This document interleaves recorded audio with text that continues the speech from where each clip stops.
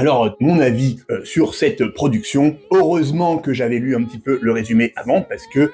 c'est entièrement chanté, et la mise en scène est très épurée, il n'y a pas de décor, les costumes sont minimalistes, parce qu'il faut savoir que à l'origine, Evita, c'est un album, et du coup, c'est entièrement chanté, et l'histoire est racontée uniquement par les chansons. Du coup, on peut limite écouter l'album et suivre toute l'histoire de Eva Perón, une des premières dames d'Argentine, et Rachel Zegler joue ce